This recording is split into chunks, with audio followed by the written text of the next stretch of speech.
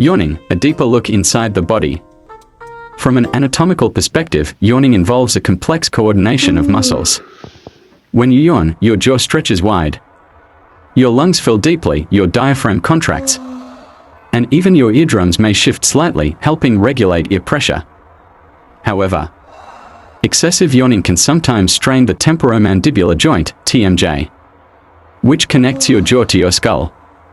In rare cases, overly forceful yawning can lead to jaw dislocation or discomfort in people with TMJ disorders.